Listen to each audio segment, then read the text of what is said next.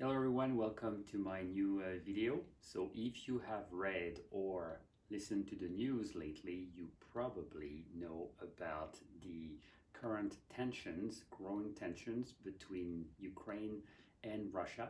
There are signs that Russia might be planning an invasion. So I want to talk about this today, and I want to try to understand and help you understand how we got to that point. So the Russians have always considered Ukraine as their historical cradle. If you look at Russian history, Kiev, the capital of Ukraine, is one of the two cities used to describe the origins of the country. In other words, for many Russians, Russia and Ukraine are exactly the same. They are the same country. And if there is one area in Ukraine the Russians have always coveted, it is Crimea, which was annexed by Catherine the Great in 1783. Crimea is a peninsula located in the northern coast of the Black Sea. During World War II, Crimea and its main port, Sevastopol, played a key role in the fight against Germany. It remained Russian until 1954, and that year Nikita Khrushchev, then the all-powerful Soviet leader, decided to offer Crimea to Ukraine to commemorate the 300th anniversary of the agreement which had submitted Ukraine to Russian rule. The gift of Crimea to Ukraine was merely a symbolic gesture of no political consequences, since Ukraine at that point was one of the Soviet republics.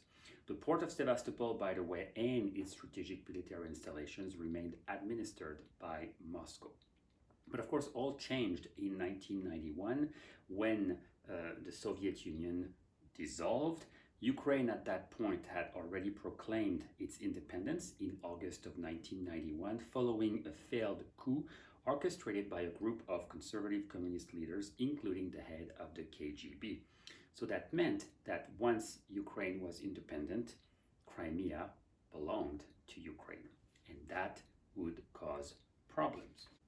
Now, what's interesting is that a majority of Crimeans never considered themselves as Ukrainians, and 80% declared Russian as their first language. No wonder why an overwhelming majority, about 97% of Crimeans, voted to join Russia in the referendum held in 2014 following the Russian military intervention.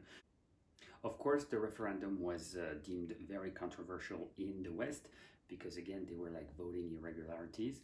But nonetheless, it's very, very clear that a majority would have voted yes anyway.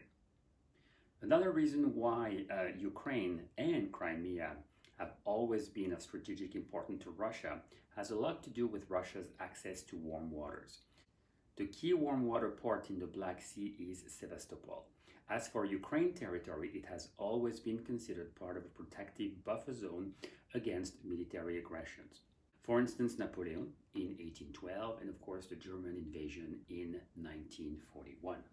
So thank you for listening. Stay tuned for part 2 of my analysis next week. I will be talking about NATO, Russia, and of course Ukraine.